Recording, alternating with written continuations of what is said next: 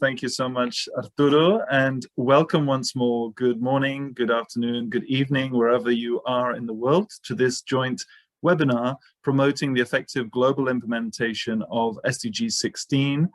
This is an incredibly timely webinar, given the fact that we still see in so many parts of the world, through the impact of the COVID pandemic, the challenges around civic space and around the rights for civil society to speak. And it's really a great pleasure to be part of this joint webinar as a series, Action for Sustainable Development, working together with Forus. We are extremely pleased to be able to share some ideas and to hear from all of you. We know that it's a very busy time of the year. Many of you are involved in preparing for the regional forums, and we'll hear about those a little bit later. You might also be involved with the review of the HLPF, which is also running at the UN at the moment. And finally, many of you, I'm sure, will be involved in preparing your own responses to the VNRs and independent civil society reports or spotlight reports at the national level, alongside the voluntary national reviews this year.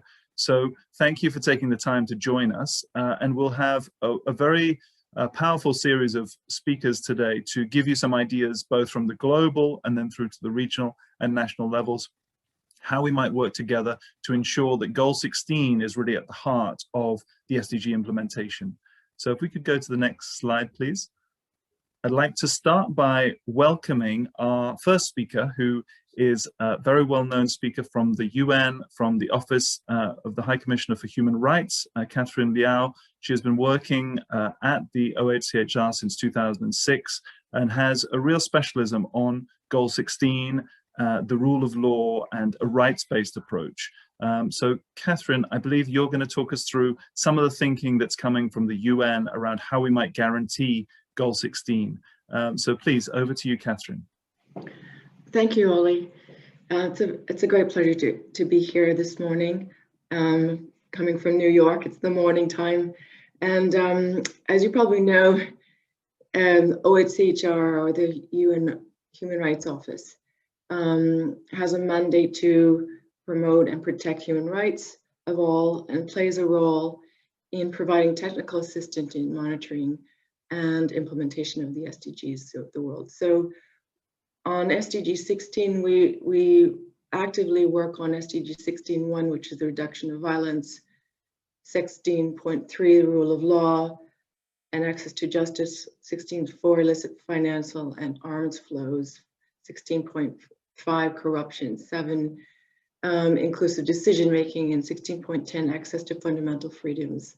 And two of the means of implementation on inclusive institutions and non-discriminatory laws. So today I've just been asked to outline some ideas about the global VNR process and how it relates to human rights advocacies, and especially its links to the human rights mechanisms. Next slide, please. So when we're speaking about linking the SDGs to human rights, it's helpful to recall that there's a significant degree of overlap between the two approaches.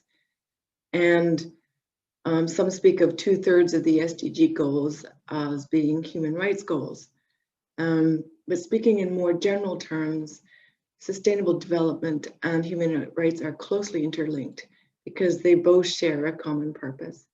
And that is, they provide the means to work towards social justice and sustainable justice. The central principle of the SDGs, leave no one behind, attests to the inclusion in the SDGs of one of the core values of human rights, namely equality. And this requires member states to put special measures in place to protect the most vulnerable.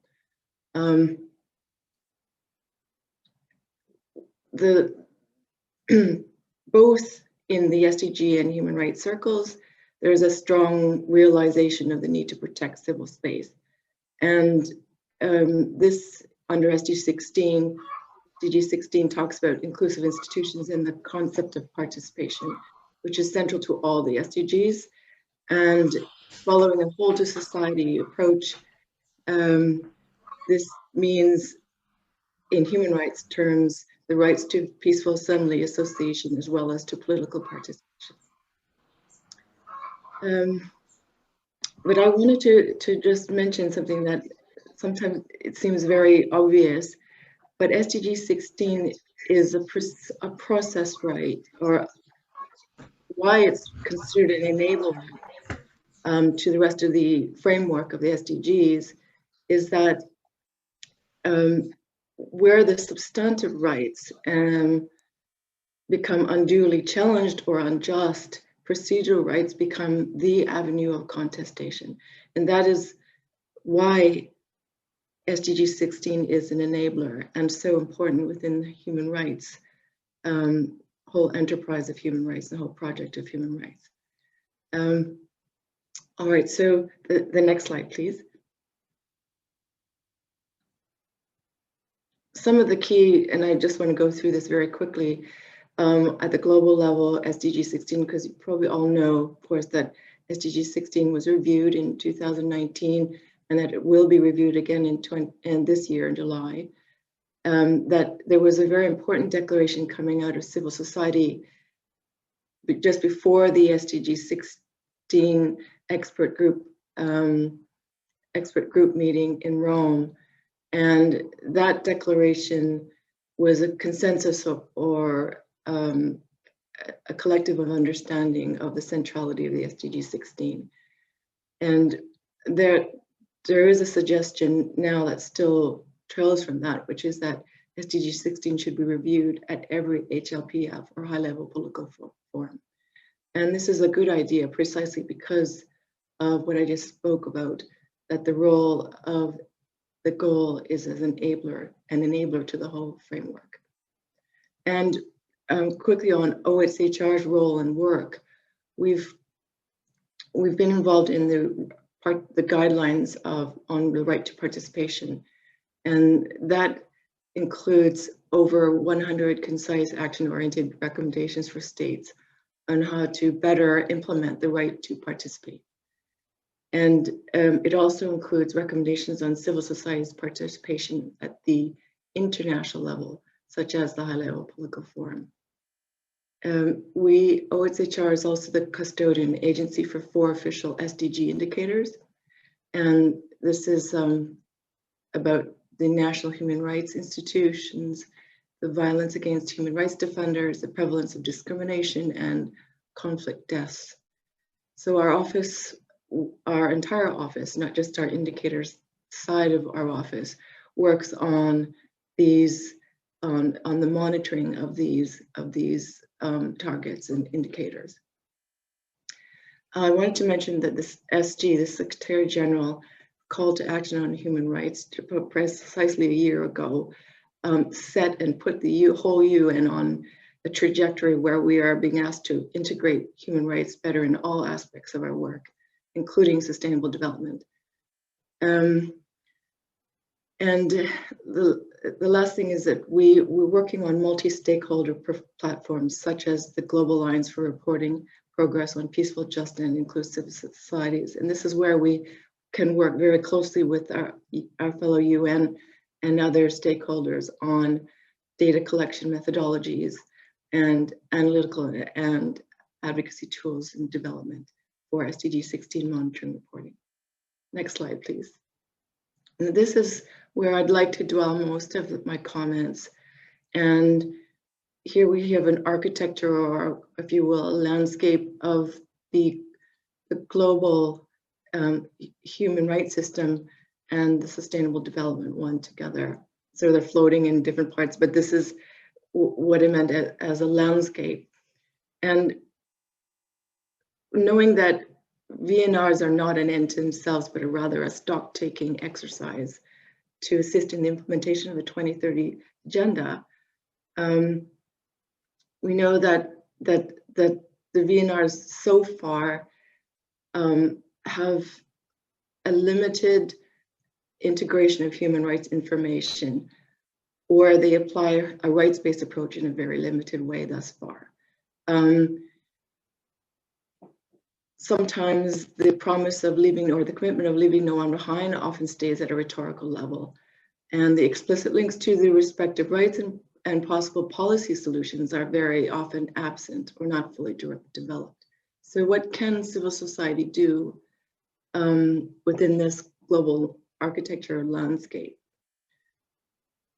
What we're saying is that this architecture, if you see it as a whole, there are a lot of opportunities for cross-fertilization.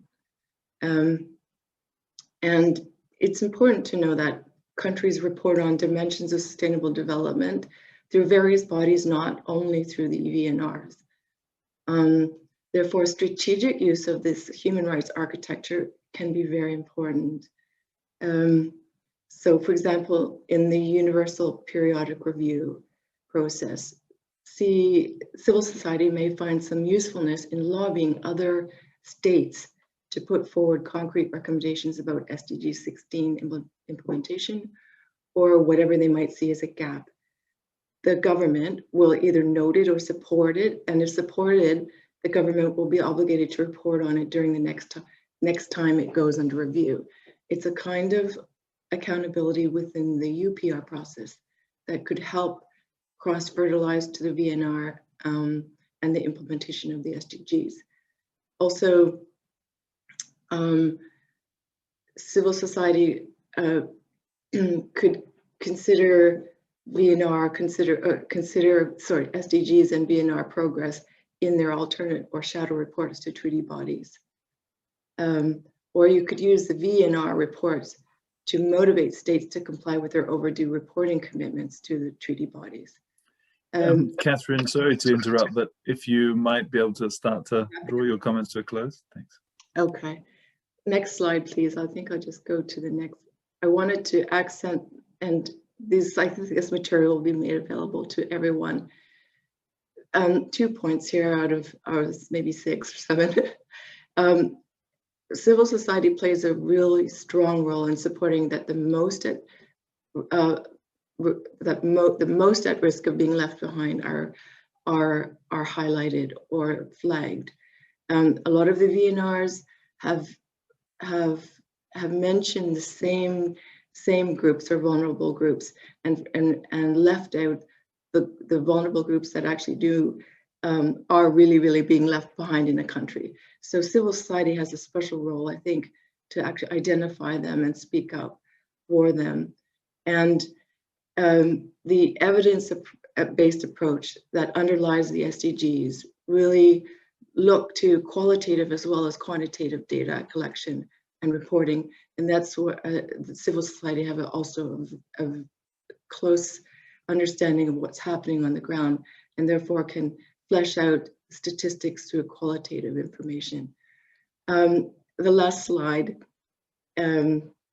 please. Yes, where there is some reason to be optimistic in that the VNRs are becoming more evidence-based, analytical, and we see the VNRs improving.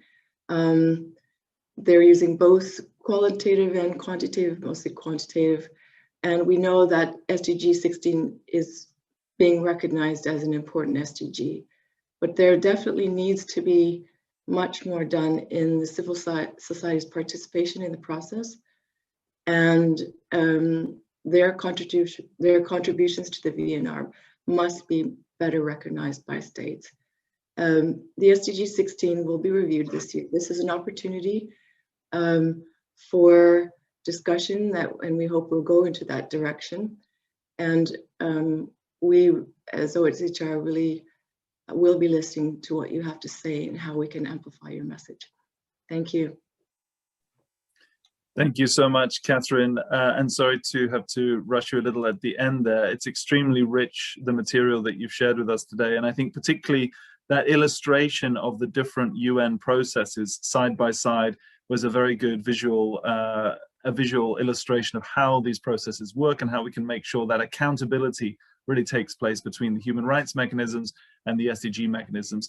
So we would love to hear more from you perhaps later when we have questions. And just as a reminder to everyone who's on this call, please feel free to add your comments either through the chat function on the side of your screen or through the Q&A along the bottom bar.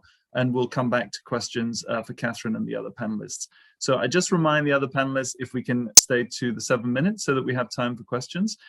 So next up we have Deirdre, who is the advocacy coordinator at Forus, a very good colleague and has been involved in this space since well before 2015 and also in previous roles at World Vision. So Deirdre, wonderful to see you, and over to you. Thanks a lot, Ollie, and hello everybody. As Ollie said, I'm the advocacy coordinator of Forus, and you may know that Forus is a global civil society network, and it has a membership which includes 69 national development platforms and 7 regional coalitions from all regions. So I'm very happy to be speaking today as part of this joint Forus A4SD Goal 16 webinar. And I want to make some key points firstly about Goal 16 before I get into some Forus recommendations about the more effective implementation of Goal 16. So the general points, and some of them reflect what Catherine has said already. So SDG 16 is the peaceful, just and inclusive societies pillar of the 2030 agenda. And it has important and wide-ranging interlinkages with other SDGs. And that's where this concept of SDG 16 plus has come from, recognizing that because SDG 16 deals with issues, important issues such as governance, civic space, accountability, and so on, that it actually has important interlinkages, and it's a driver or a catalyst of so many of the other SDGs. And therefore, the goal itself has the potential to catalyse the implementation of the 2030 agenda as an integrated and mutually reinforcing whole, because it's hard to imagine the agenda being implemented effectively unless we get issues of governance, accountability, and civic participation right. So Forus has produced its own Goal 16 report, which I would obviously recommend that you look at. It's called Realising the Potential of Goal 16 of the 2030 Agenda to Promote and Protect Civic Space. And you should find a link to it in the chat box during the call here today. It does include 18 different national civic space case studies from our members who belong to Forus from different countries around the world. Next slide, please. There are a few other reflections on Goal 16 plus. So Goal 16 plus is an extremely significant goal for several reasons. Firstly, its focus on enhancing government accountability, on building trust, and on sustaining peace means it's very important, as I said, for the whole of the Agenda 2030 to be successfully implemented. Secondly, as Catherine already said, SDG 16 uplifts the human rights agenda, and it makes it clear that sustainable development cannot be achieved without ensuring civil and political rights for all. Thirdly, SDG 16 has led to governance becoming a new domain where official UN statistics are concerned. And the reality is that there's a limited number of existing international standards which actually measure governance. And this became very clear during the first 4-year cycle of SDG implementation. Few countries or national statistical offices have experience in producing governance data or in establishing the type of inclusive systems needed to monitor and to report on governance, peace, and security. And there's also been a significant missed opportunity to date to use data and information on, relevant to Goal 16 that's been produced for other relevant reporting processes. And Catherine has mentioned these, including for human rights mechanisms and to report on other issues relating to SDG 16. So citizen-led and generated data also needs to be explored and recognised by governments in this monitoring process. Next slide, please. So the key recommendations of Forus then, where SDG 16 is concerned and its implementation, firstly and most importantly, we've called for the annual review of SDG 16 plus implementation by the UN's high-level political forum. That means we want the SDG 16 to be reviewed as SDG 17 is at present every year by the high-level political forum. We believe this would move SDG 16 up the political agenda and would bring it increased political attention and prioritisation. Our second recommendation is we would like to see the implementation of SDG 16 linked to SDG 17, because SDG 17 is also a key transversal and what we would call a foundational goal for the agenda. It deals with the means of implementation of the agenda, so important issues such as supporting multi-stakeholder partnerships, capacity building of different stakeholders, and financing for development. So we'd like to see those two goals linked more closely in terms of their implementation. Our third recommendation is we want to push for an expanded range of official SDG 16 indicators to measure progress, but particularly where civic space is concerned. We see at the moment that the key indicator linked to Goal 16 that looks at civic space is what's called an outcome indicator. We want to see more structural and process indicators linked to Goal 16 and to civic space in particular. Next slide, please. Our next recommendation is we're calling on governments to ensure that they report regularly on the implementation of SDG 16 in their voluntary national reviews, or their VNRs. So very important that this goal is addressed by governments in their VNRs regularly. And it's also important, and I think Catherine has mentioned this already, that civil society in their parallel or shadow reports monitor national implementation of SDG 16 and make sure that they also scrutinise and report on this important goal.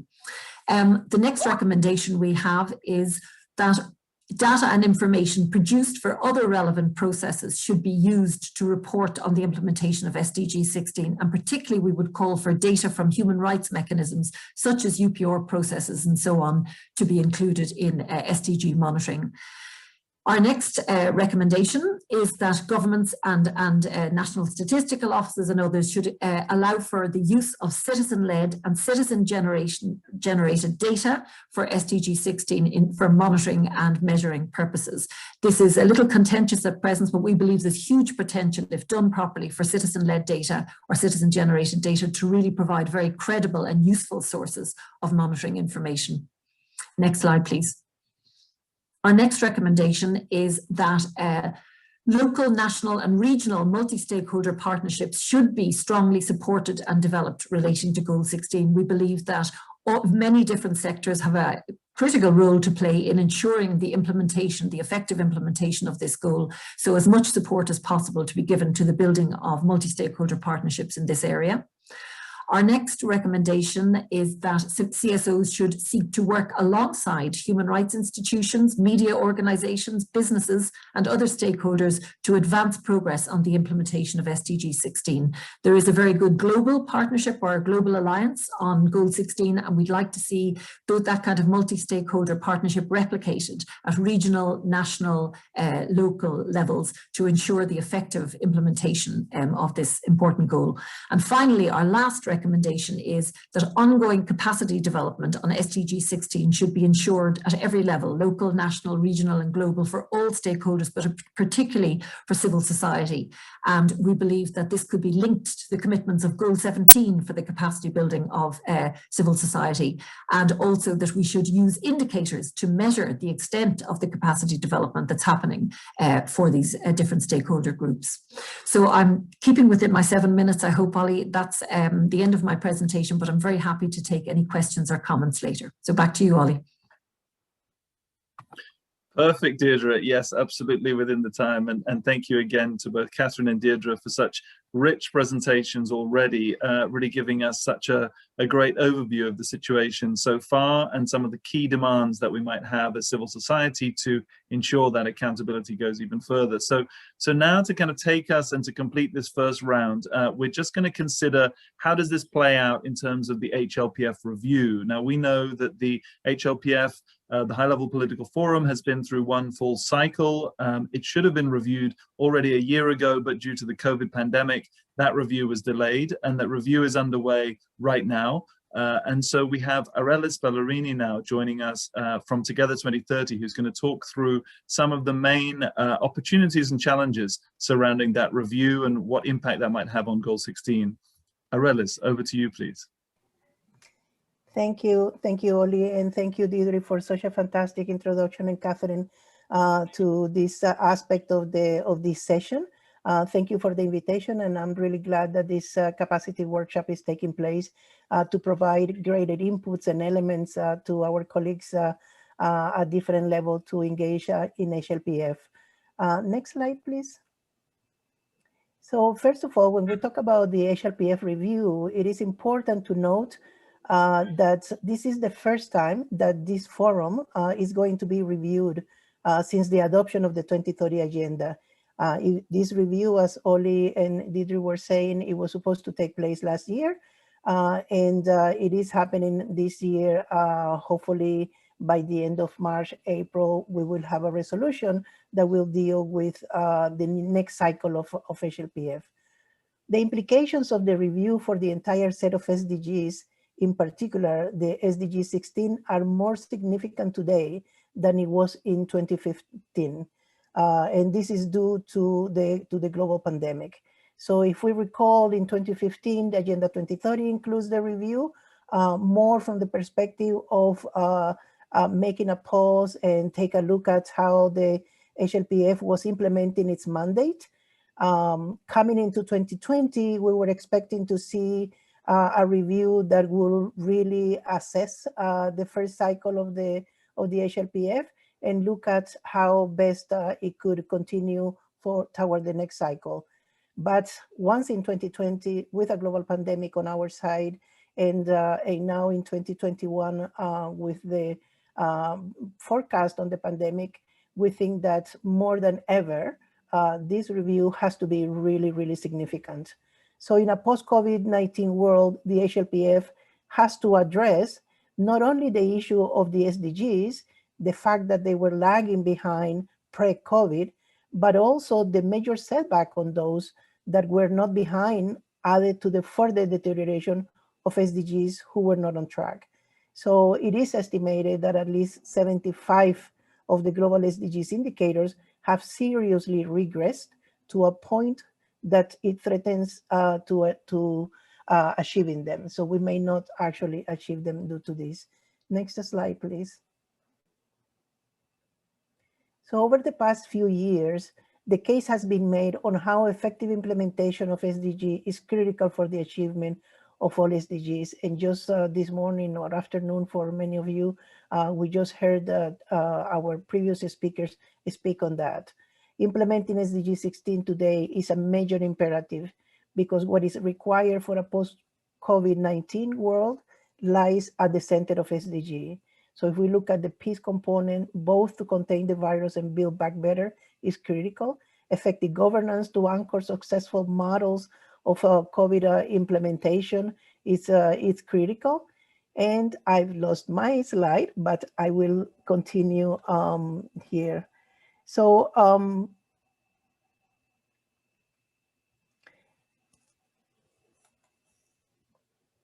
human rights and violence prevention is also critical. This is just to name a few of the key narrative of SDGs that can best serve the world today. A number of organizations have been calling on SDG 16 to be reviewed at HLPF every year. If we look at the importance of HLPF, of SDG 16 today, to think that this SDG can come up for review only twice in a cycle or at least once in a cycle, we can tell right away that it is not enough, particularly in a post-COVID world. Next, please. Next slide, please. So it is that thinking that needs to be factored in the review today. Pre-COVID-19, many of us had important concerns about the review. Many of us felt the main focus was on format regarding number of minutes, number of days, and so on. At that time, it seemed more a reshuffle of the agenda rather than a review to ensure HLPF delivered on its mandate of tracking progress, provide political guidance, and look at emerging trends. Civil society organizations have presented a set of proposals. One of them we just heard now from Deidre. And there are other civil society organizations that have also carried out consultations to look at what is the best review that can be done on HLPF. We believe that governments really must not fail on the commitment they have made regarding the SDGs. Next slide, please. At the moment, informal consultations on HLPF review are convening every other week. They are facilitated by the ambassador of Austria and Senegal. We are yet to see transformative proposals in the 2 or 3 consultations that have been held. But we wish to encourage you to mobilize in support of advancing the initiative of having SDG 16 up for review every year. Cosmetic changes to HLPF will negatively impact implementation of SDG 16 and the entire set of SDGs. And we are hoping that to conclude, HLPF review will really be a reform of HLPF rather than a light review that brings in just cosmetic changes. Thank you. Oli, back to you.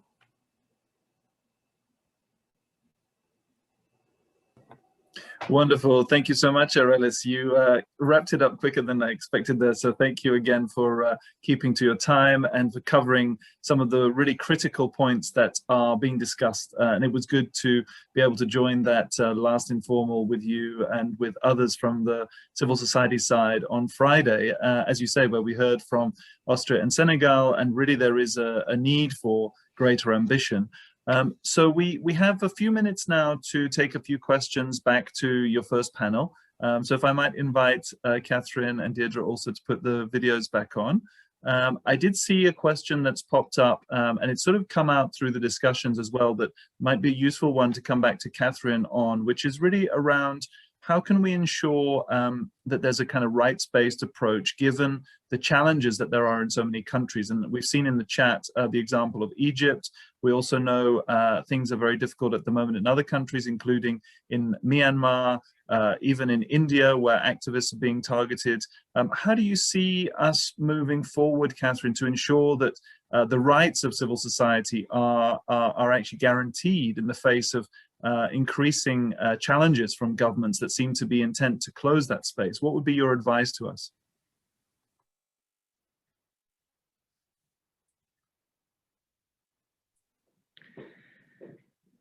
Thanks, Ollie, for that tough question. Good question. And that, unfortunately, that the answer to that question hasn't really changed with any of the human rights mechanisms, or whether it be the UPR, the treaty bodies, or in context of the VNRs or the SDGs. When civil society space closes, there's a number of things that we try to do, which is to promote civil society voices inside and outside the country, to support voices that are diverse and that are coming through the mechanisms, through the special procedures, and if it's if it happens to be through the SDGs, then you know, of course, that would be an interesting route. Now, the SDGs have been signed on to by a lot of the countries, and the countries that you actually just mentioned, so that the advantage of the SDGs is that it has a way of opening doors on development with some of these countries. And that's very important. Those political human rights spaces should be maintained and opened, and that peaceful dissent or contestation can take place under frameworks of development. So it's a hard question. There's no guarantee because, as you know, repression of human rights defenders is something that takes place in all these landscapes in using human rights mechanisms, so the SDGs. I might jump in later when I. That's okay. Thank you, Catherine. Yeah, sorry to put you on the spot. It's certainly a tough time, but your support and the engagement from the OHCHR is very, very welcome. Deirdre, I see you. Did you want to also comment on this? Yeah, I wouldn't mind maybe just following up on what Catherine has said. Like Catherine, I think there's no easy answers. We are living in much more difficult, more turbulent political times, and that's true for countries across the world, particularly since COVID-19. But I suppose that's why Forus is pushing so strongly for the need to implement Goal 16 and Goal 17 jointly, because we feel that Goal 17, the means of implementation, first of all, recognises the additional impact that multi-stakeholder partnerships will have, and rather than civil society being on its own, facing, because very often the crackdown is on NGOs, particularly government, suppression. It tends to be targeted more at maybe very active NGOs, but where multi-stakeholder partnerships can be built up, and also where capacity development is ensured, so people are very familiar with the provisions of the SDG 16 and 17 and can hold their governments to account on that. We think that will make a big difference, and also also the financing for development commitments of SDG 17. Again, many of our members in different parts of the world are under-resourced. It makes it very hard for them to fight back in such difficult conditions when they don't have the resources necessary to do that. So we believe a combination of, financing, capacity development, and strong and broad multi-stakeholder partnerships will really help us to start pushing back and help civil society to start pushing back against civic space restrictions. Thanks. That's a really good point around the resourcing question. Arelis, did you have any thoughts on this one, or we have a couple of other questions to come to? Over to you. Just very quickly, Oli, I would say that there is the countries report based on guidelines from the Secretary General. The guidelines provide an opportunity across the guideline, provide an opportunity to mainstream human rights. So one of the ways that we could also be working on with governments is pushing to ensure that the different rights that can be mainstream across that guideline that is aimed at tracking progress can also be helpful. So when we look at economic and social rights, in addition to the political and civil right, it's important, and the right to education, the right to health, and so on. So how to mainstream it could be also one way that we can also work on. That's another great point, Arelis, that yes, that so much of this is already there in the guidelines, and really it's a case of following up with governments to make sure that they really do follow through on what's already been agreed. I see that there's another question here that's related to something you said before, Deirdre, around partnerships and working together. There's a question asking about how do we encourage cooperation or better cooperation, South, North, even within civil society, so that we can provide that solidarity and that mutual support. Do you want to talk us through your views on that? Well, I suppose I'll answer to the extent that I can. I think that the existence of global networks like our own, so Action for Sustainable Development and Forus and Together 2030 and the TAP network, which John Romano is here representing, that we do a lot of work in terms of bringing, linking networks together across national boundaries, regionally, and even at a global level. And I think those kind of international networks of support are really important when it comes to issues of civic space and sort of tackling the kind of restrictions that our members have been reporting on over recent years. But there is also a real challenge, and this is not something that I would sort of take for granted, but to connect civil society organisations up with other sectors. There has been some promising work, and some of our members are reporting back on good examples of, local multi-stakeholder networks that they belong to, or national indeed. But these aren't always easy to, NGOs haven't always been working side by side with, let's say, academia or private sector and so on. And so it will take a bit of a push for that to actually happen. But again, this is very clearly a very clear commitment in Goal 17. It's seen, the multi-stakeholder partnerships are seen as a key means of implementation. So I think, again, if we could see more of more focus, more political attention being given by those who are trying to promote human rights and the role of civil society and other stakeholders to Goal 17 and to making sure that it's operationalized properly. Because what Forus has been saying for some years now is that while SDG 17 is reviewed by the high-level political forum every year, it's not done in a terribly effective way. And so while it's referred to and some attention is given to it, we want to see a proper multi-stakeholder mechanism for the operationalization of Goal 17 that would look at some of those specific commitments to financing, to capacity development, to supporting multi-stakeholder partnerships, so that as much assistance can be given, to local and national NGOs as possible to enter into these partnerships and to start pushing back against civic space restrictions. Thanks. Thank you, Deirdre. Absolutely. And it's great to collaborate and work together with fellow networks like, as you say, Forus, Together 2030, TAP network, together with Action for Sustainable Development. And so coming back to Arelis on this question around network building, there's also a specific question. Oh, I think you might be answering it in the chat. There's a specific question to you, Arelis, on the 75 indicators. Would you like to give that answer also to everyone here? Yes, I can provide a link to the UN Statistical Division. That's they just released that information last week during the Statistical Commission. I will send it over to the organizers so that they can distribute that when they distribute the PowerPoints and so on. And did you want to comment further, Aurelis, on the sort of partnership building and how you see that working also in the context of the HLPF review? Anything else you want to highlight for people to sign up to, and how we can jointly advocate as part of that process? Yes, absolutely. So one of the things that I was encouraging people on was to mobilize around supporting the SDG 16 be reviewed.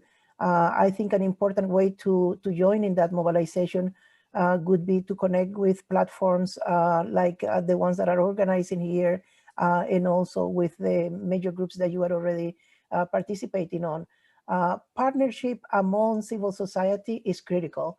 We often are talking about partnerships in a general context, and probably thinking about multi-stakeholder partnerships and the partnership that is needed within the narrative of the SDG 16 to implement and achieve the SDGs. But we also need to focus, to put a special focus on the partnerships among civil society and how together we can actually bring much more change and be much more loud and be much more visible and articulate proposals that can stand on their own, rather than a long list of proposals that, while they are all very important and very critical, but if we focus on a set of proposals altogether, it can really bring about change. Aside from that, on partnerships, I think Deidre has really spoken a lot on some of the key issues and narratives that we think that we should be promoting. We're quite supportive of that. Thank you. Great, thank you, Aurelis, and thank you for all of your guidance as well within that major group and other stakeholder process. And for those who are interested, we can also make sure to post some links to the various major groups. As you may well know, there is the NGO major group. There are also other key major groups for stakeholders, depending on whether you're focusing on gender equality, whether you're focusing on children and youth, trade unions, persons with disabilities. There's a whole range of key groupings that you might also engage with to have your voice heard that way. I see there's one more question here that might be relevant also for Catherine, some of what you were highlighting on leaving no one behind. There's a specific point around gender-based violence in the light of COVID. I don't know whether you might want to touch on that and any further remarks before we close this round. Catherine, over to you. Ollie, I wanted to just mention for the multi-stakeholder networks how important the National Human Rights Institutes are with respect to monitoring and partnering with civil society and government to monitor economic, social, cultural rights as well as civil political rights. I mean, the whole business of getting down to the root causes of let's say conflict or violence that we're monitoring under the SDGs is, largely in the area of economic, social rights a lot of the times. The root causes are, and so when we get down to the brass tacks of sustainable development, that often opens schisms, and the civil political rights space becomes restricted. So National Human Rights Institutes have monitoring capacity that can document, and documentation has always been one of the strategies that we have to use in order to make known what's happening inside, let's say, closed doors or closed societies. And I just wanted to mention that and link that to the importance of partnerships. Now I've forgotten your question about the gender and violence. It was just that there's a question here highlighting that in light of COVID, there's been a rise in gender-based violence in some contexts. And I just wondered how you see that working in terms of ensuring that we really push for leaving no one behind, if that's a special area of work also from your side. Yes, it definitely is. And we have been receiving reports in countries of huge spikes in violence against women, domestic violence, like phenomenally huge spikes. And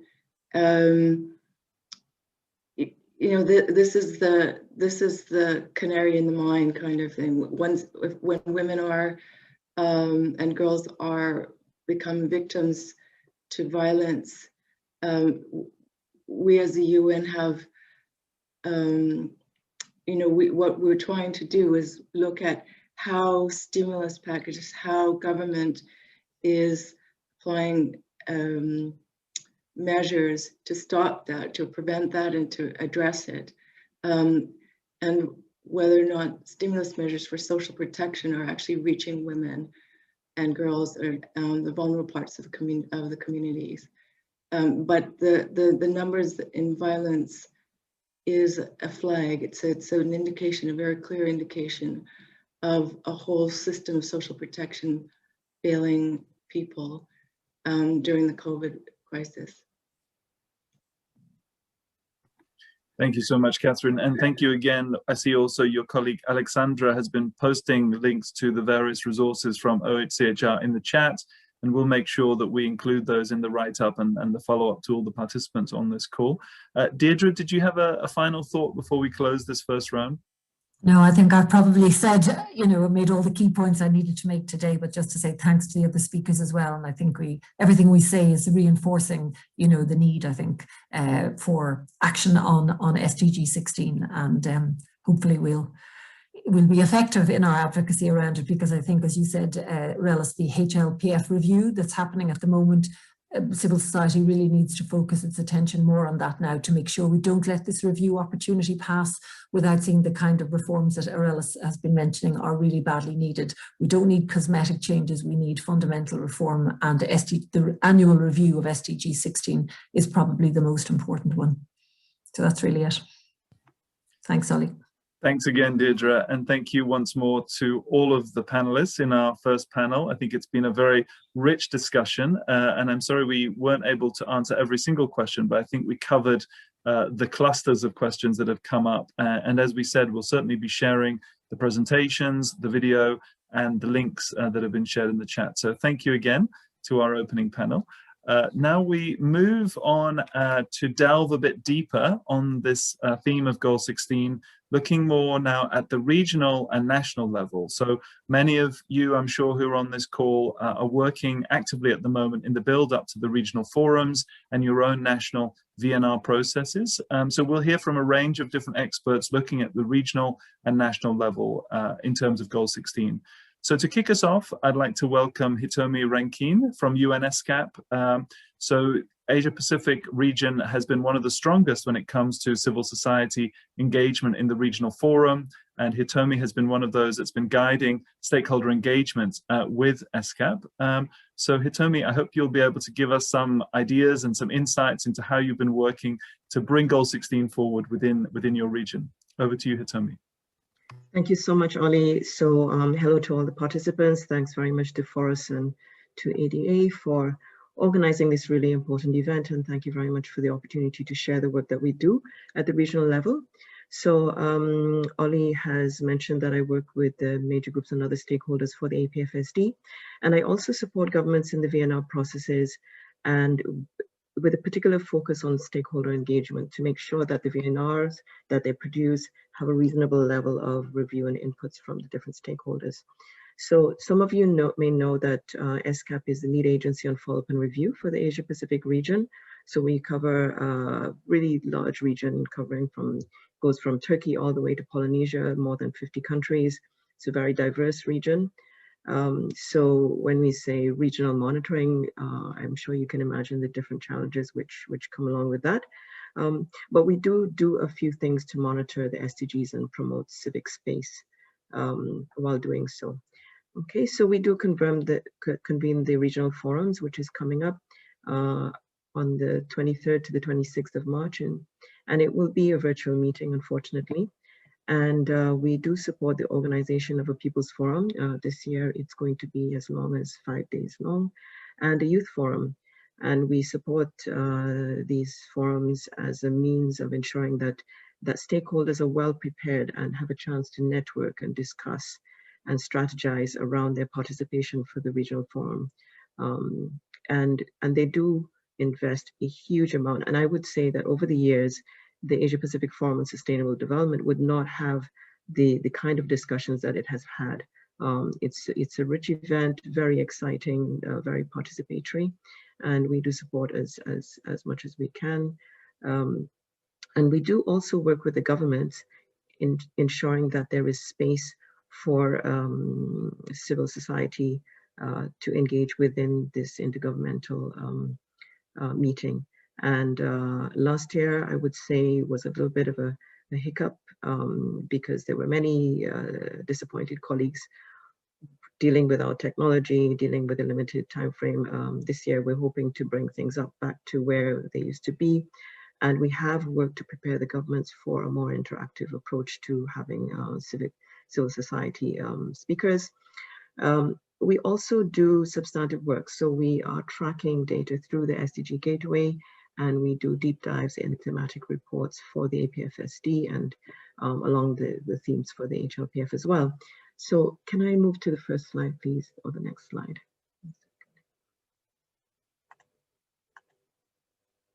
Yeah, okay. So ESCAP produces an annual progress report, which is available at our SDG Gateway. I'll post a link as soon as I'm finished. And this uses both official data and proxy indicators. And what I'm showing you on the slide is the dashboard that is the main highlight of this progress report. So it allows you to understand where each SDG lies in relation to where it should be to be able to meet its target in 2030.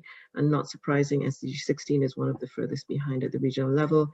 And of course, this shows that there are insufficient indicators even for that level of, for reasonable level of assessment.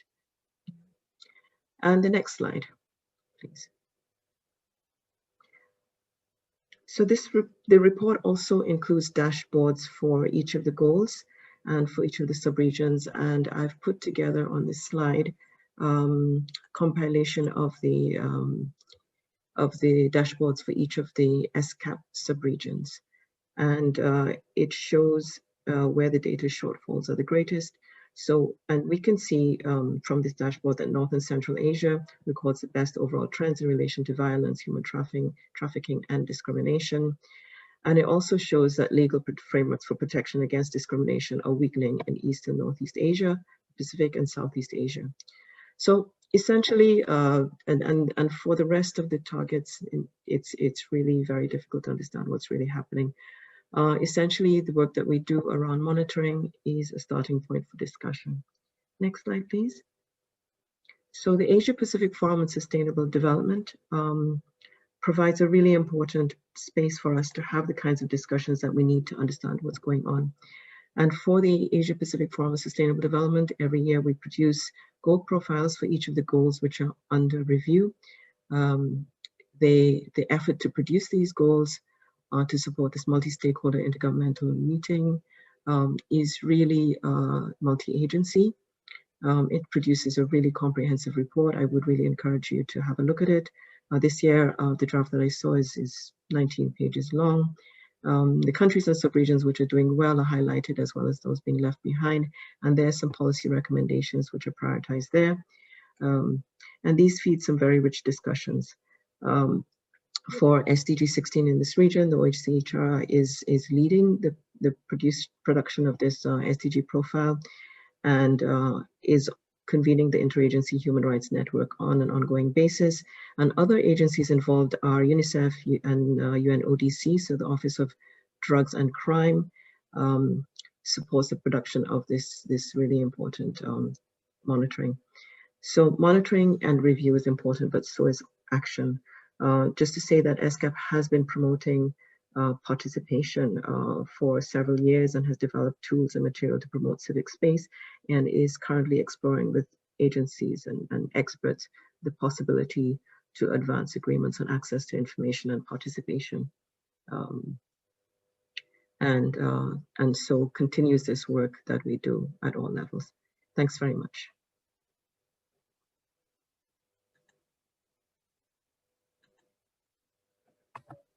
Wonderful. Thank you so much, Hitomi. And I think the Asia Pacific has always been one of the leaders when it comes to civil society engagement and in terms of providing that space for dialogue at the regional level. And it's really great to see the strength of this report and how much you've really invested in bringing forward Goal 16 in the region.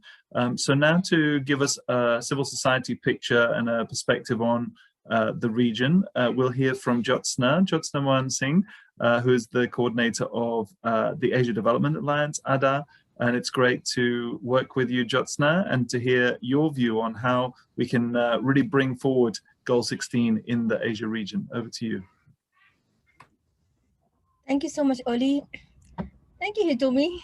So she's spoken a lot about the involvement of civil society in the Asia Pacific Regional Forum. I'm very proud to say that Asia Pacific indeed is a leader that way. We have seen other regional forums coming up, and they have seen how we are working in Asia Pacific region with the UN and other institutions. So it's heartening to see how we have evolved over time in this CSOs, UN, and the member state partnership in our region. So with that, I will try to focus on how the civil society have been engaged in Asia, especially in context to the regional SDGs forum that's happening. Change the slide, please. So basically, as is mentioned, the CSOs in Asia and Pacific we are very well organized in the regional level, and we have been working together since 2013 actually.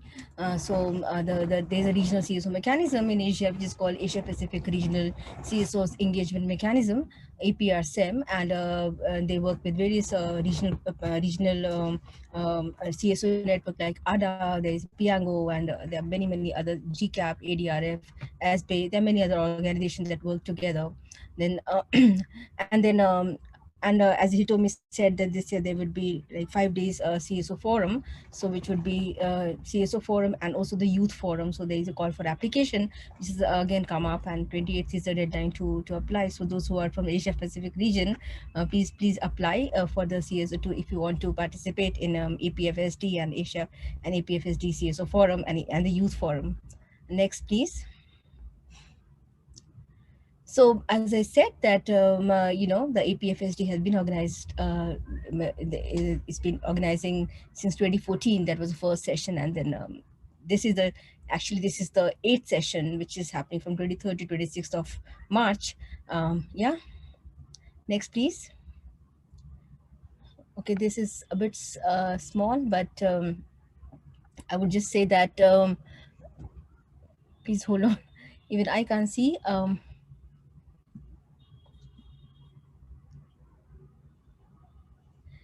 So basically, there's apart from the APFSD, there is also sub-regional forums that's being organized in various sub-regions. There's specific, there's South Asia, Central Asia, South Asia, and South and West Asia, Southeast Asia, MENA region. So there are other sub-regional forums that happens generally after the APFSD they happen. They're being organized sometimes in September, October, November. And for the 6th APFSD that happened in September 2018. And then there's you can see the other sub-regional forum that's been happening. So these all sub-regional forum, actually, they give a very good opportunity to the CSOs to get involved. Why I have tried to list them down, because as Hitomi said, that APFSD, apart from the sub-regional forum that happens, they give a very good opportunity for the CSOs to get involved. And and we have generally in most of the CSO for most of the such SDGs forum, we have CSO forums at the sub-regional level, at the regional level, which again gives us a very good opportunity. And we usually meet and we come up with a CSO statement, we come up with a shadow reports and various side events that we organized every year. So these are some of the important opportunities that are given to the CSOs in such a sub-regional and the regional forum. So that's why I've tried to list them down and how they are being organized over the years. Next slide, please.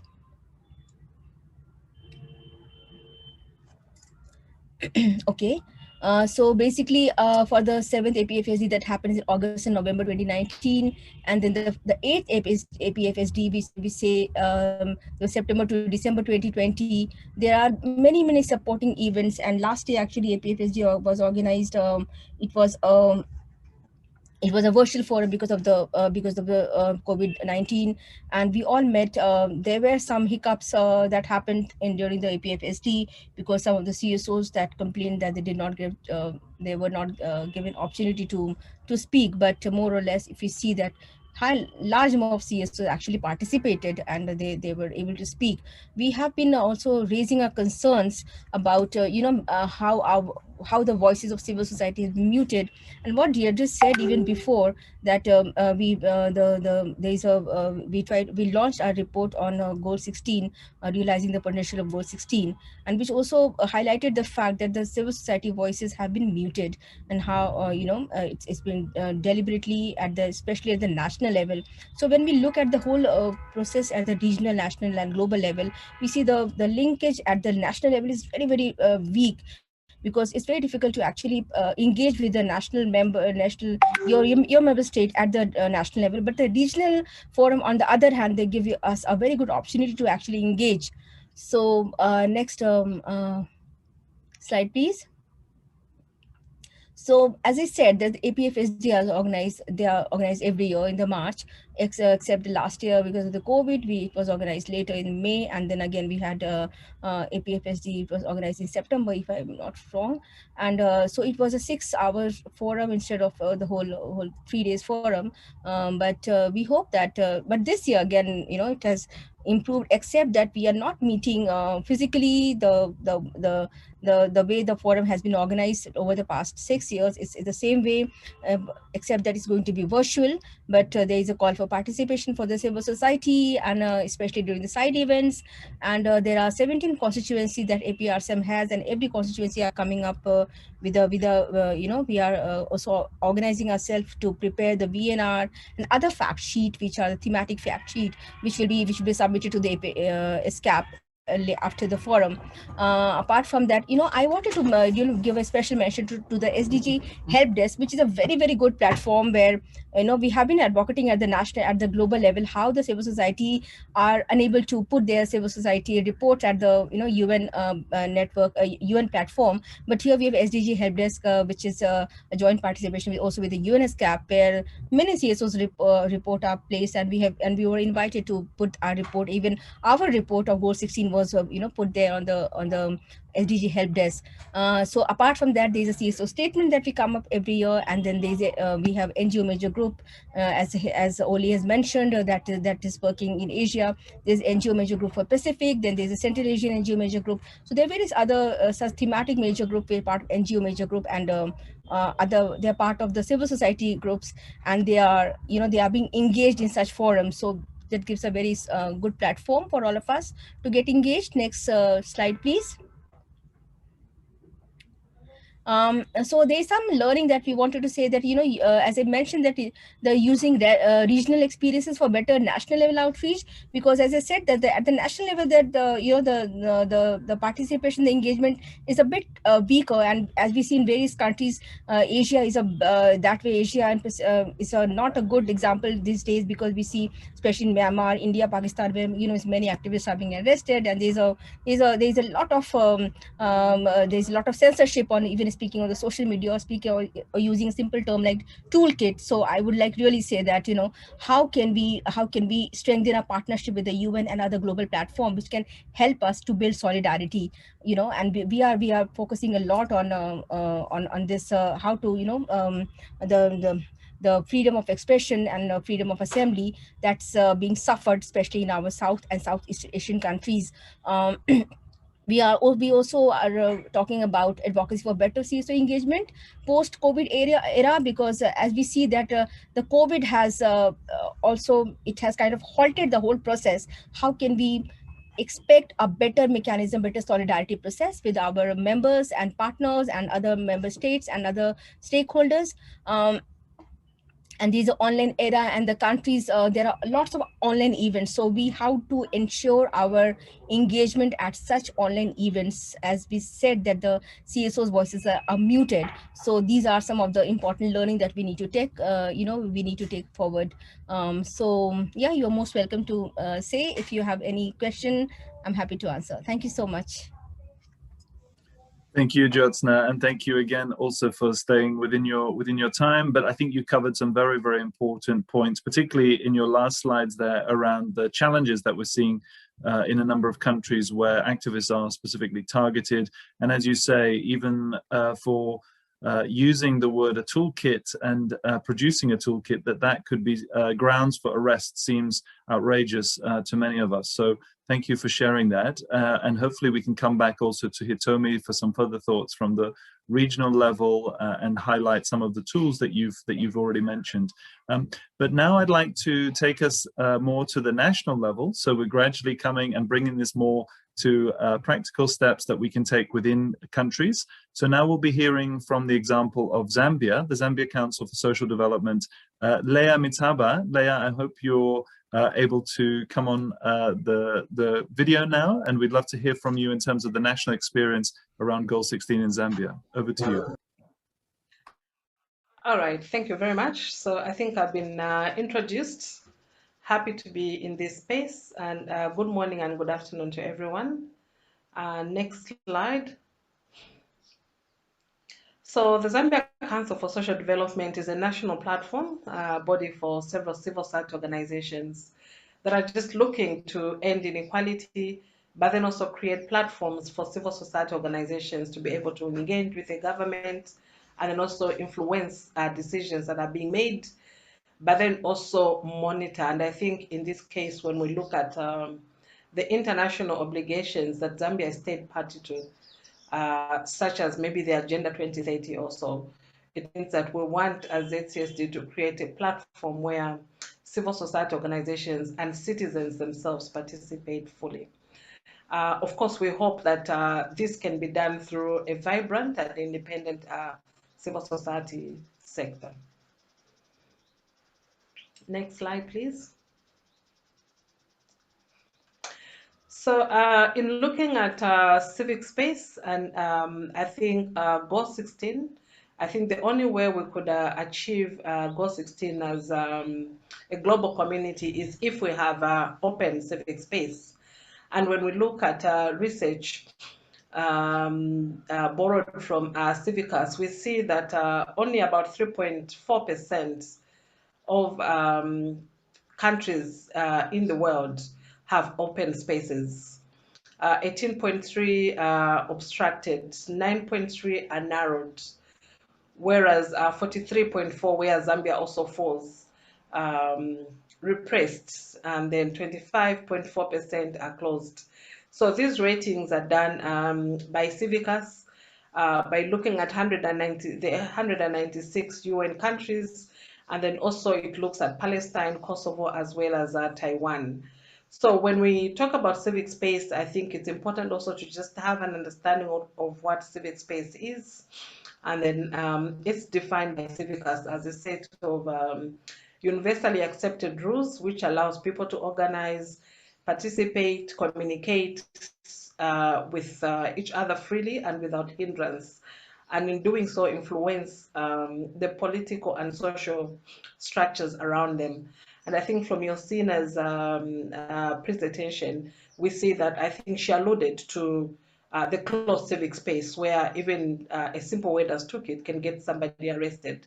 Right now, as I'm speaking, I'm from a press briefing where we saw the Zambian government introduce restrictive cyber legislation. So 3 bills are before Parliament, and they are going to further restrict the civic space that is already shrunk. Next slide, please.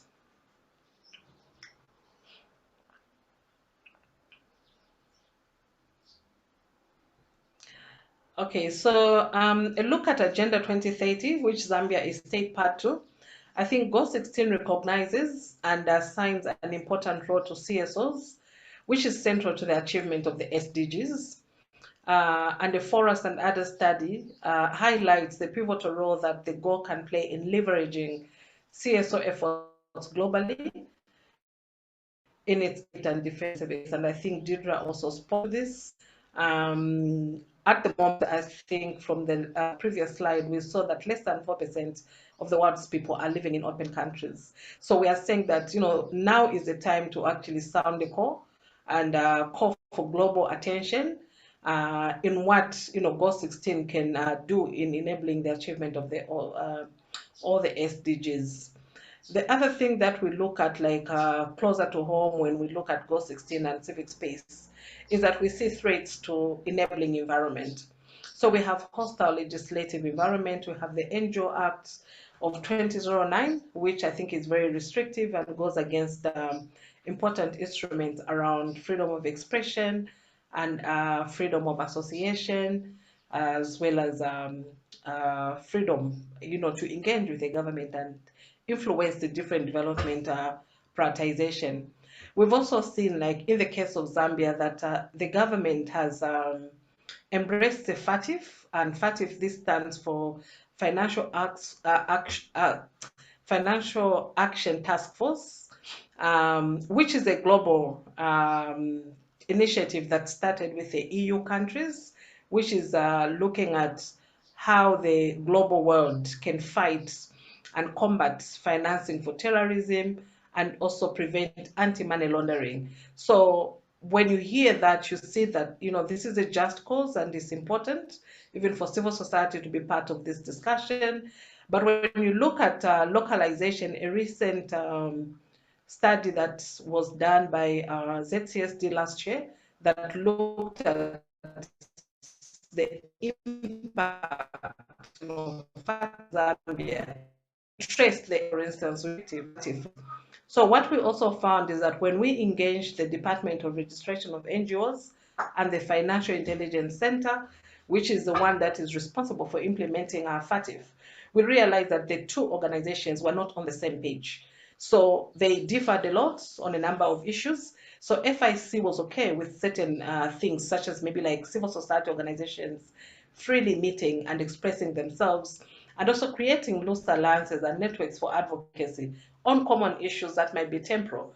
Whereas the Department of Registration of NGOs were telling us to say, look, the EU is pushing for us to implement FATF, and because of that push, we're supposed to ensure that all the NGOs or any other entity that is involved in NGO work must migrate to one law. And this law was very restrictive, which goes against the important freedom of association. So by bringing them into the same room, we realized to say, okay, there was a mismatch, and we've opened dialogue now to begin to engage on a participatory approach in implementing FATF. The other aspect are the cyber security laws, which I just mentioned. Say, right now in our hands, we have a very restrictive cyber bill, which the government has actually fast-tracked and rushed and wants to implement within the next few weeks. And I must mention also that this year is a year for the general elections in Zambia. And so people, because of the COVID restrictions, have been taking to the online spaces to actually express themselves. But this, through this cybersecurity law, we'll see citizens, organizations afraid to actually freely express and assemble. The other threats have been addressed, I think, through regional and international linkages. So for instance, under FATF, I think last year ZCSD did quite a lot of work engaging with the FATF Global Facility, but then also even the NPO Coalition on FATF. And I think there was quite a lot of learning that came out that influenced the current work that we're doing. We're also doing some work around opening civic space advocacy as well as human rights defense. So we're saying as organizations are coming under threat, and then also there's challenges around the COVID-19 pandemic, challenges around resources, how can we ensure that human rights defense is something that is understood by every citizen, and that every citizen understands what their human rights are, and that they can also defend human rights when they're happening. So we're thinking that this should be done as close to the people as possible, because that way it's sustainable, and then it's able to also just act as a pushback mechanism against some of the restrictions, such as the ones that the COVID restrictions. That's the opportunity for advocacy-based development in terms of laws as well as implementation. And regarding the cyber legislation, we did actually undertake an assessment supported by GIZ, which looked at the possibility of Zambia actually meeting its obligations under the Malabo Convention, under the AU, as well as the Budapest, which also speaks about cyber legislations, internet laws being developed from a human rights perspective. What we've also seen is that I'm sorry to rush you, Leah. We're running out of time. If you might just wrap up your points, please. Okay, all right. What we're also seeing is that the aspect of working through national and regional as well as international linkages also provides an opportunity for us to also engage with our non-state actors, but then also our governments as well as the international community in highlighting some of the challenges that might frustrate the achievement of Goal 16. Next slide, please.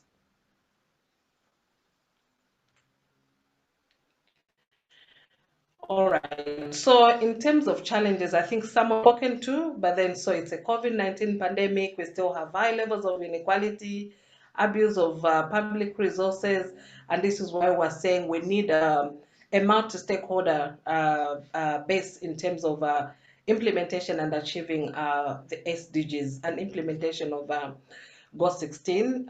Next slide, please.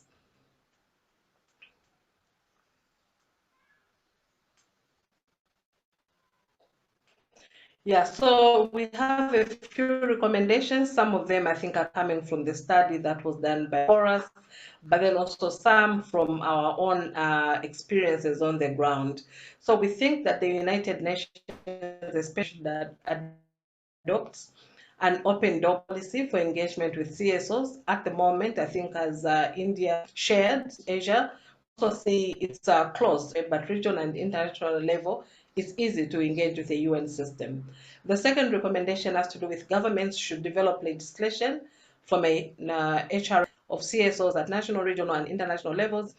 Third one, as nations depart from the global agenda, the international community should not look the other way, but support and enable local actors to hold governments accountable. And I think we've seen this where, for instance, on 23rd December 2020, we had 2 citizens that were shot through an extrajudicial killing, and I think the international community was quiet on that.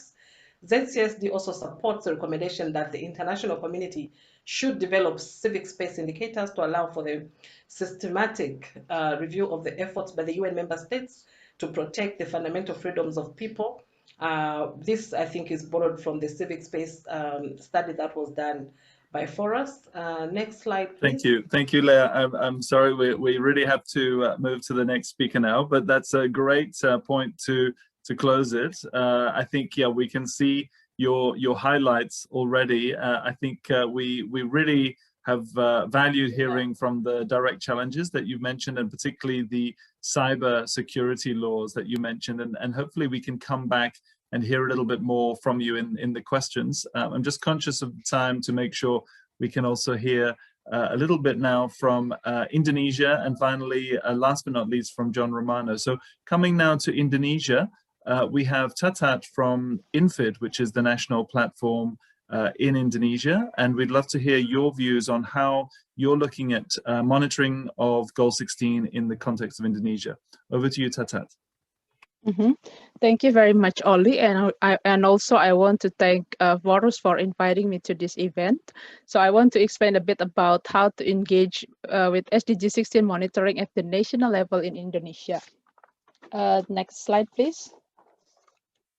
First, I want to introduce INFID. INFID is a national NGO platform which has around 88 members across Indonesia, and INFID is established in 1985. So, and then I want to start with the assessing national implementation and engagement. especially with the SDG structure and governance in Indonesia.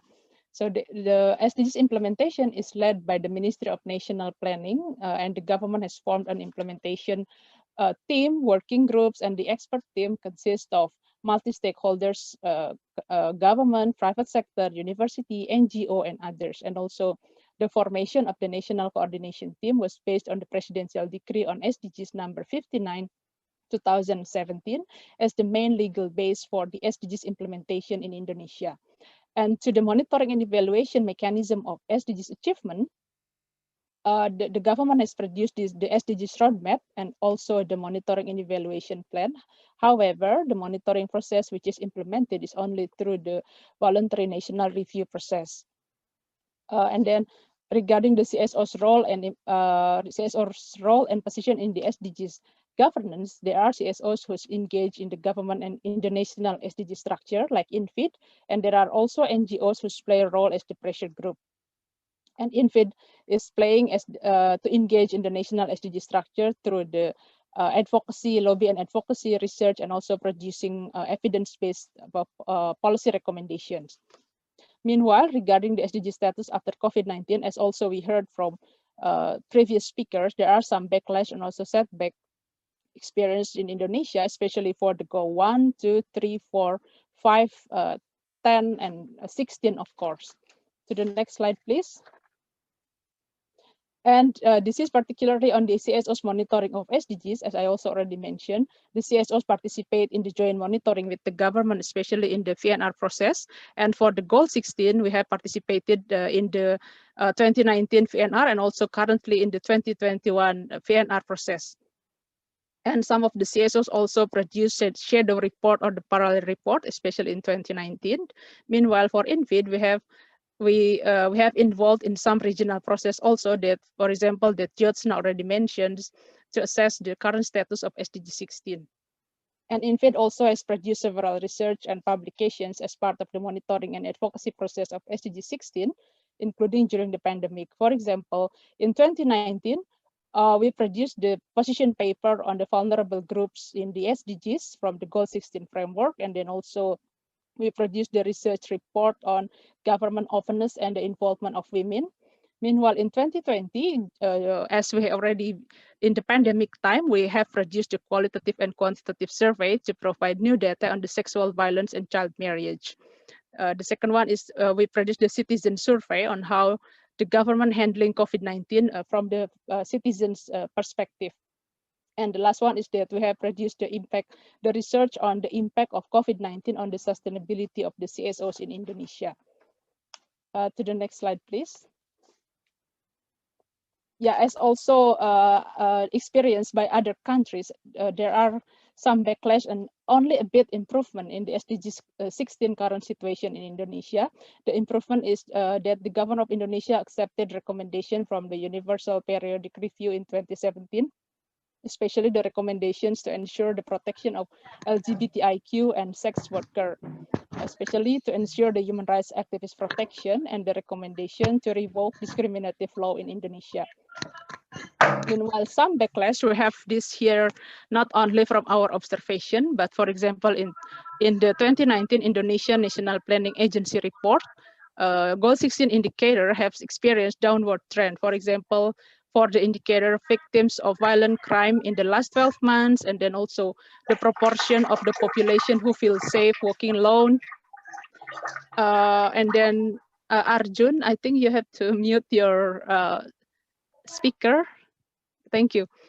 And for example, the prevalence of violence against boys and children, also women, and the representation of women as decision-making, civil liberties index, political rights index, and the complaints of human rights violations. And this is not from our observation, but this is according to the 2019 government report.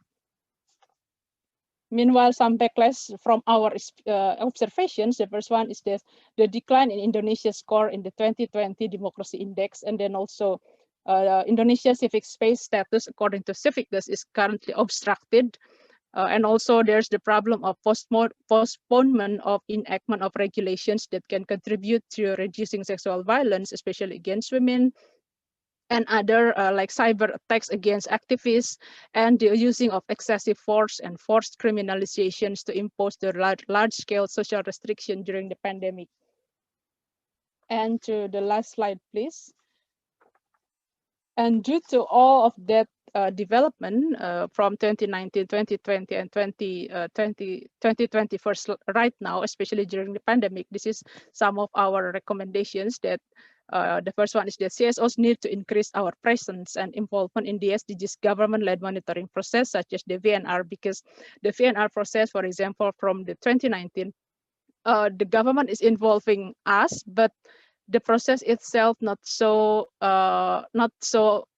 open too many room for us to contribute in the draft, because the draft is produced by the consultant, and then we cannot put so much our data or citizens' data or the CSOs' data into the draft.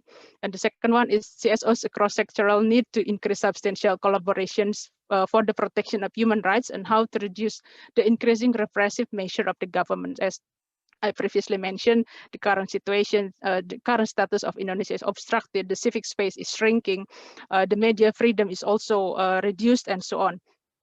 And the third one is the joint urgent calls for governments to protect civil society and human rights defenders' work. And the last one is to increase the substantial collaboration on SDG 16 with the regional and global networks to strengthen advocacy in the national level. So I would like to stop here. Thank you, and looking forward to the discussion. Perfect timing, Tata. Thank you so much. And you highlighted some very important points there in terms of the rights for civil society to present independent reports, shadow reports, spotlight reports. And I think we'll be hearing a bit more about that and about guaranteeing the opportunity for civil society voices to be heard in the VNR process as part of the next presentation. So it's a great pleasure to introduce our final panelist, last but not least, a great friend, John Romano from the TAP Network, who's been working specifically on Goal 16 and accountability on the SDGs for a number of years. John, please, could you talk us through some of your fantastic resources and support? Over to you. Sure, thanks a lot, Ali, and to A4SD and Forus for hosting this really interesting and timely discussion on SDG 16. I mean, I'll talk a bit about who we are as the TAP network and some of the resources that we have for you all to follow up and engage with. Obviously, this is an important year for SDG 16, as been mentioned before, especially with the HLPF in 2021 in July, which will review SDG 16 as part of the thematic review of the 2030 agenda. So just a bit about who we are as a network. We are a global network of civil society organizations that work on a thematic level with a focus on SDG 16, but also in that same vein around accountability for the entire 2030 agenda. We work across over 240 organizations in over 80 countries, really working on advocacy coordination. That was kind of the core of our work. We started out in 2014 during the negotiations on the SDGs, spearheading civil society advocacy around ensuring that we had SDG 16 as part of the 2030 agenda. So we still do that advocacy coordination, as a network.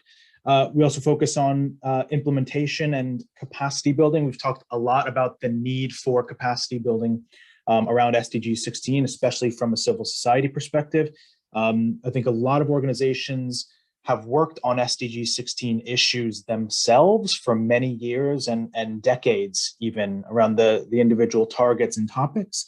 But I think it's important for us to bring colleagues together, to bring all of these issues together. I mean, we always talk about the cross-cutting nature of these issues and of SDG 16 overall. What we want to do is bring colleagues together that work on, specific targets around SDG 16. So bring colleagues that work on, anti-corruption together with colleagues that work on peace and security, that work on human rights. Traditionally, I think in civil society, we are often siloed and have a really explicit focus on the issues that we care about and work on explicitly. But SDG 16 as a goal helps us to have a more holistic view of more peaceful, just, and inclusive societies and what that is going to take. But then we also say that, SDG 16 is linked with every other SDG, and it underpins the entire 2030 agenda. So I think with all of that in mind, there's a lot of effort that we need to put into capacity building to bring colleagues together from different issue areas, working on different processes, to share and learn from one another. And so as a network, that is a very strong focus of our work. We also work on monitoring and data and accountability. Obviously it's one thing to, encourage and push governments to implement the SDGs and SDG 16, but obviously another role for civil society is holding our governments accountable to the commitments that they've made in the 2030 agenda. So we work a lot on spotlight reporting, so which I'll talk about in just a second. But just to say that for those of you that aren't already part of the network, it's very easy to join. You just visit our website, tapnetwork2030.org/join. And I'll talk a little bit now about some of the resources that we have to offer as a network. So next slide, please. So we have a number of resources. Obviously, there's a lot of information here, and we can send much more info after this as well. But again, we have resources for capacity building to help colleagues think through how they can engage with SDG 16 in their own contexts. I think the main ones that I'll just briefly touch on are the Goal 16 Advocacy Toolkit. This was a resource that we launched in 2016, just shortly after the SDGs were adopted. We are currently working on an update to this resource, which will launch in advance of the HLPF this year. Obviously it's been, five years since the launch of this original Goal 16 Toolkit. There's a lot of updates, a lot that's happened in terms of the lessons that we've learned in regards to SDG 16 implementation or lack thereof, that we'll bring to this new resource that we'll update and release in the months ahead. We have the SDG Accountability Handbook, which again is another capacity building resource that goes in a lot of detail about how individual organizations can hold their governments accountable to the SDGs overall. There are many ways to do this. So it goes into a lot of depth about some of these approaches to holding your government accountable. One of those is around spotlight reporting, again, which is a heavy focus of TAP's work over the years, really helping colleagues understand, in 2015, this was kind of a new concept. The SDGs were brand new. In many cases, colleagues had reported on these individual issues quite extensively over the years. But again, bringing all of this together and bringing colleagues together that work on different SDG topics or SDG 16 related targets, bringing them together to collaborate around, national spotlight reports in national coalitions. Again, we've heard a lot today about the value of national coalitions and doing this together in country, bringing together the experts on these topics. So there's a lot of guidance that we have as a network on spotlight reporting and coming together around spotlight reporting at the national level. We've just released a resource on mainstreaming SDG 16. Those resources I just mentioned before are a lot focused on civil society capacity building. We've just launched a report with UNDP and the Global Alliance for Reporting on SDG 16 about how governments can use the VNRs to actually then go and implement and mainstream SDG 16 into their national programs. The focus for us, cannot be just on reporting. Then we have to ask the question about, what are we reporting for? And ultimately we're reporting to, find out where we are in terms of progress towards SDG 16 and the 2030 agenda, in order to find the areas where we are not doing well or where our governments are not doing well, and then accelerating our actions and ambitions and our governments to implement around these areas where progress may be lacking. So again, it's a resource guide, especially for governments, but also used for civil society on how to utilize the VNR and follow up on the VNR to make sure that they're maintaining that momentum and actually taking action from the VNRs.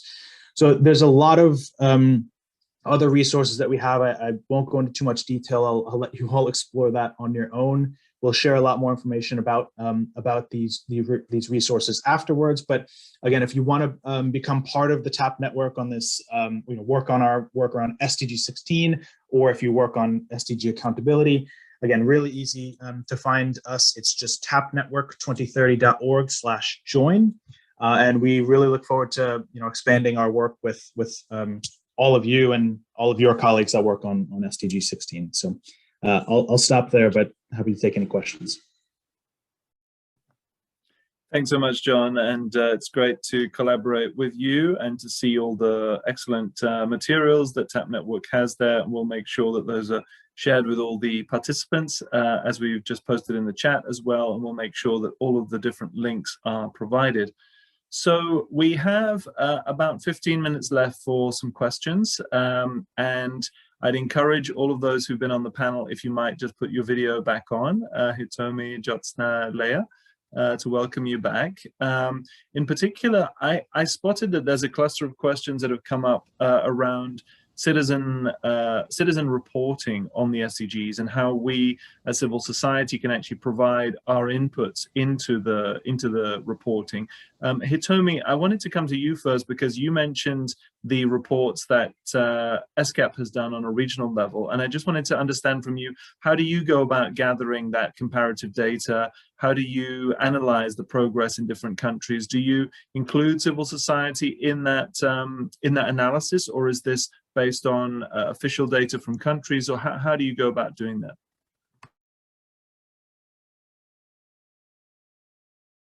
Well, I think you're still muted there. Indeed, I am.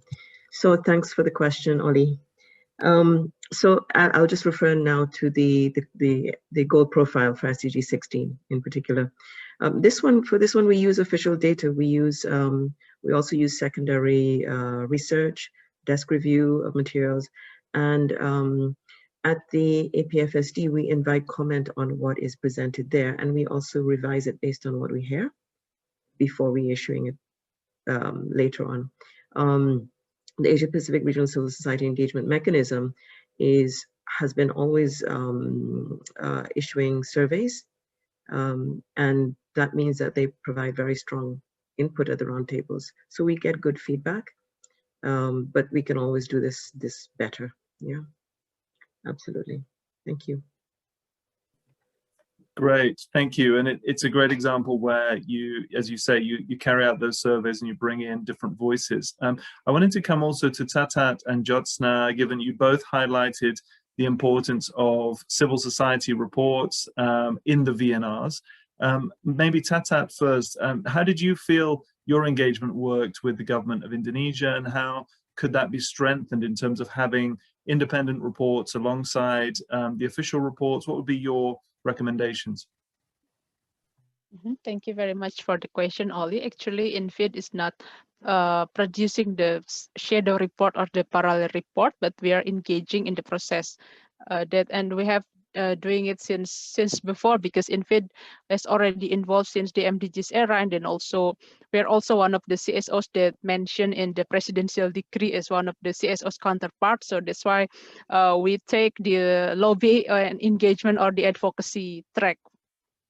And for our involvement in the current VNR, for example, so we are involved since the beginning. However, I would say that this involvement is still very much formality in terms like the engagement or the participation of other groups like the civil societies or is in the VNR process is somehow if we're not joining since the beginning, then the process will be very much only to fulfill the requirement of multi-stakeholders engagement in the process. So that's why we try to make sure that we give the inputs and also to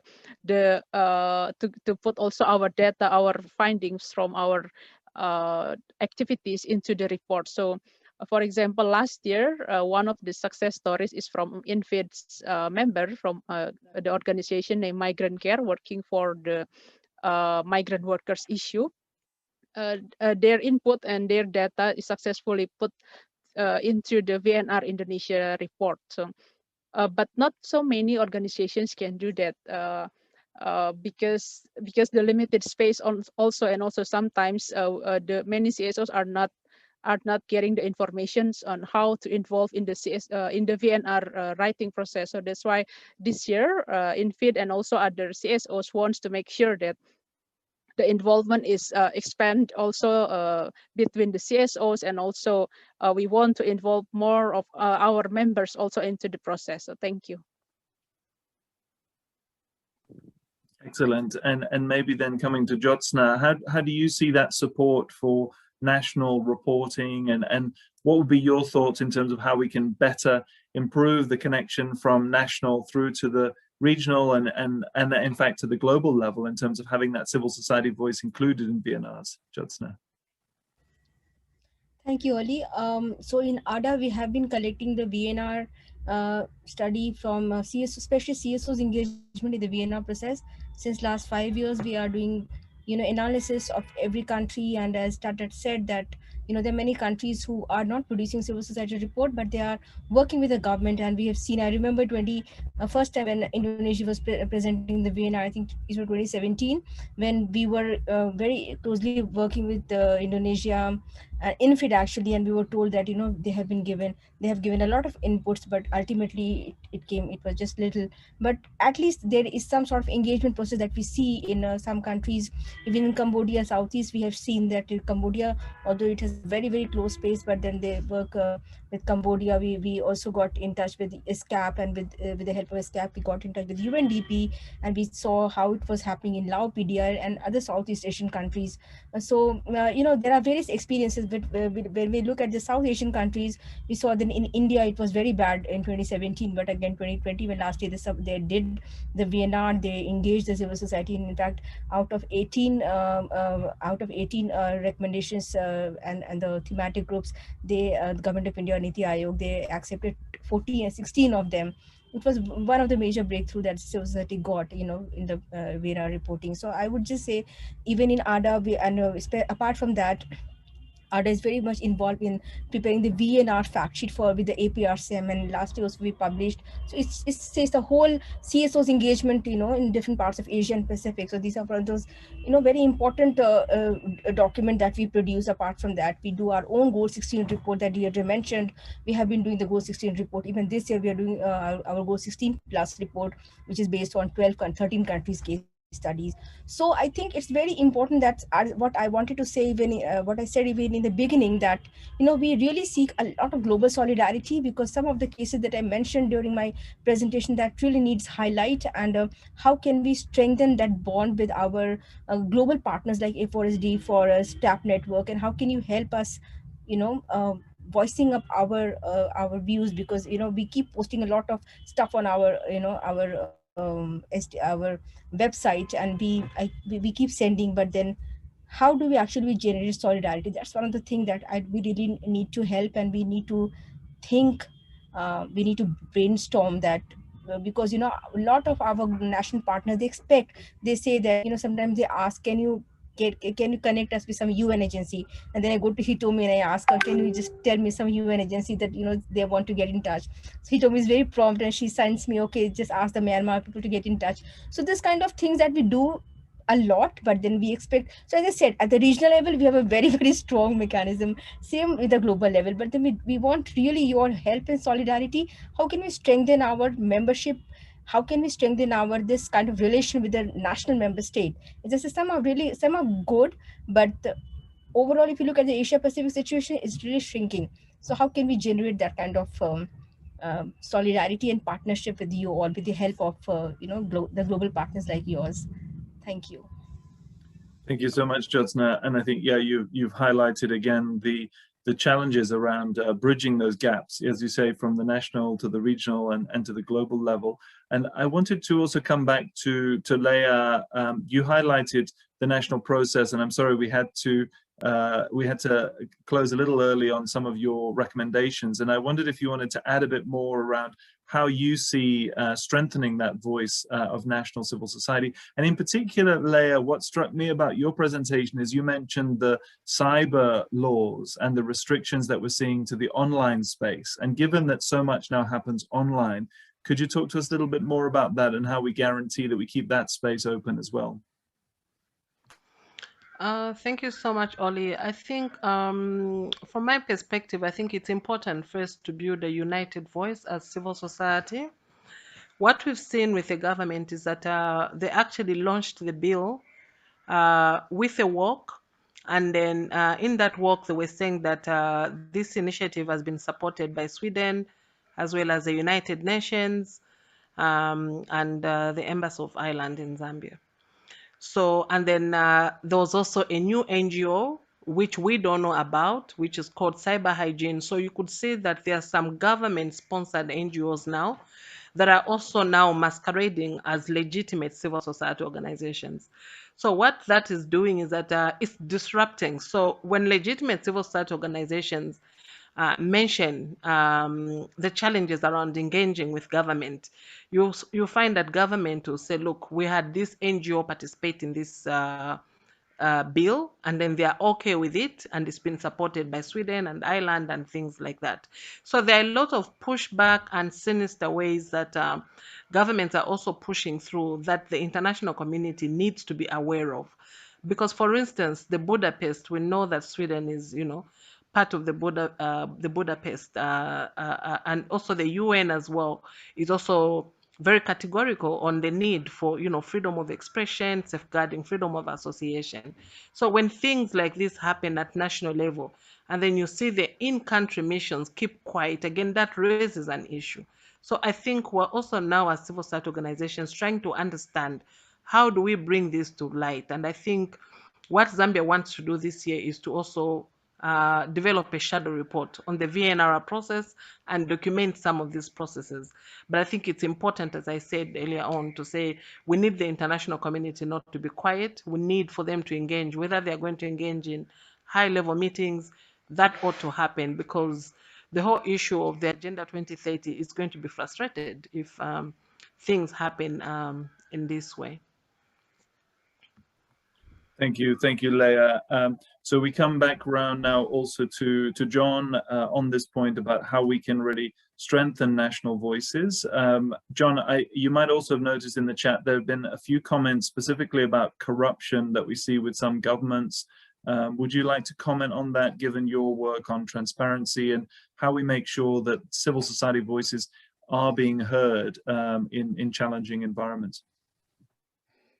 Yeah, thanks, Ali. Yeah, I mean, one of the things to note, we've talked about it quite a bit here and for years, is that, SDG 16, the targets and the issues are highly political issues. And I think that represents a challenge when it comes to reporting. They're also somewhat nebulous issues where, the question about how you define what good governance is, for example. I mean, that's a subjective perspective, not just from, a government's perspective, but from civil society, but within various groups too. There are many different approaches to governance, for example. And so how do you measure what we would consider to be good progress towards governance? So I think, especially around highly political issues like corruption and bribery, I think the focus really for us as civil society needs to be on, getting qualitative data. So complementing the quantitative data that come from a lot of international institutions or from the National Statistical Office in a particular country. We need that quantitative data, but that data can only go so far. So I think qualitative data like corruption is a great example of this, because Transparency International does a really great job at collecting qualitative data, perceptions of how people are experiencing corruption and bribery in their country. We need more experiential and perception-based data. If we're not asking people how they're experiencing progress towards SDG 16 and the SDGs overall, then the 2030 agenda is basically just a marketing exercise for governments, right? I mean, we need to be asking people how they're experiencing progress. So we talked a little bit about citizen-generated data as a way to do this. But again, especially when it comes to these really highly political issues, I don't necessarily want a government to tell me how corrupt they think they are, for example. But by asking our citizens how they are feeling about how they experience corruption and telling their stories, I think it's not just a way to hold the government accountable, but it's a way to really, in a compelling way, craft this narrative to say, this is an issue and we need progress around this particular issue. So this kind of storytelling aspect of the data is really, I think, that's one of the potential solutions that we can find in qualitative data, is that the qualitative data kind of innately tells a story on its own, as opposed to the more quantitative data, which is a little bit, you kind of have to craft that narrative around the quantitative data. So I think that's one of the things we've learned from our experiences with our partners that have been doing spotlight reports, is that really showcasing the data that tells a story and puts a human face on these issues can really go a long way in promotion and outreach and making the pitch for why civil society and why these reports are necessary. So I think there's many different approaches to, I mean, we could talk about spotlight reporting for hours, but I think that's just some reflections on some approaches that are useful, using qualitative data, crafting a story around that data, using perception-based and experiential data to make sure that we're really highlighting how people are experiencing progress, as opposed to just talking about the numbers and the figures. Thank you so much, John. I agree. I mean, I would be one of those who would happily talk about spotlight reporting for hours, as you say. And it has been a very enjoyable couple of hours that we've been discussing this. And I think we have drawn out a lot of key issues, particularly there you just mentioned the importance of an independent report, because it's very hard to imagine that any government would want to highlight the challenges that it may itself be facing, because it's very hard for any government to do that kind of self-scrutiny. So I think there is a key role for civil society reports to be included, and that is one of the things that we, alongside others, have been calling for at the HLPF review, to have independent reports alongside the official reports, so they complement each other and they provide more of that context, as you say, that more complementary, perception-based context that will help to give a more rounded picture if we're serious about the whole of society reports. So I think that's a great point to bring us more or less to a close. But before we do close, I wanted to invite our co-hosts back in. So I'm hoping that Deirdre de Berkenau might come back and give us a few closing remarks from the side of Forus before we close out. So Deirdre, back to you. Thanks a lot, Ollie. I'd just like to compliment you on your moderation today. You managed to cover a lot of ground, allow all speakers to do their presentations fully, and I think it's been a very rich discussion. I'd just like to finish it by saying that we're really encouraging our own members. Forus is encouraging its members, and as I know you and others are, to really focus on SDG 16 during the upcoming regional sustainable development forums. We've posted some information in the chat box there about when those different regional sustainable development forums are happening, but you can organize a side event on SDG 16 with others, either as an official side event if it's accepted by the regional commission, or as an unofficial one, which can be just as effective depending on who you invite to attend it. So we'd really encourage you to do that, to network as much as possible with other CSOs, especially around issues of SDG 16 implementation.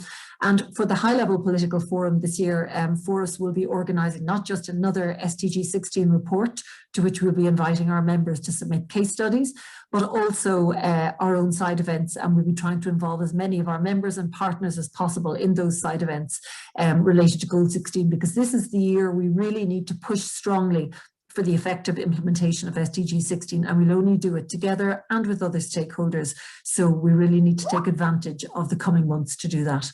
So thanks very much again, Ollie, for today. And thank you to all the speakers for your really interesting presentations, to all of those who have attended the webinar today, and A4SD and Forus and others will continue to organise these important capacity development webinars, because it's a great way of reaching people around the world and for us all to join together, to put our heads together really to strategise about how to best ensure that the SDGs are implemented in a way that changes and transforms people's lives for the better. So thanks for listening today, and I'll maybe hand back to you, Ollie, just to close up. Thanks a lot. Thank you, Deirdre. Thank you, and it's a great collaboration Thank you, from Ollie. everyone.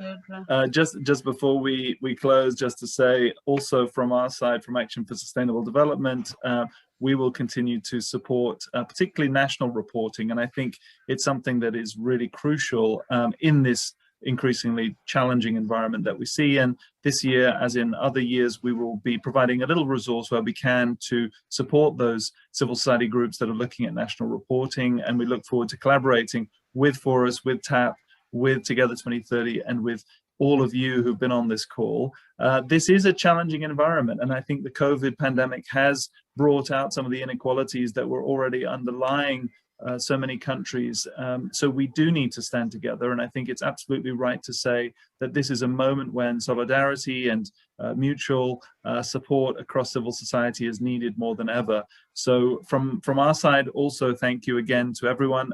I should also thank the interpreters. It's been great to have the simultaneous interpretation into French and Spanish this time, so thank you for your contribution, and thank you again to all of the team behind organizing this and preparing all the slides and presentations. So we look forward to continuing the discussion, and we'll certainly share all the presentations and the links that have been shared in the chat, and look forward to seeing many of you on future calls. Thank you again.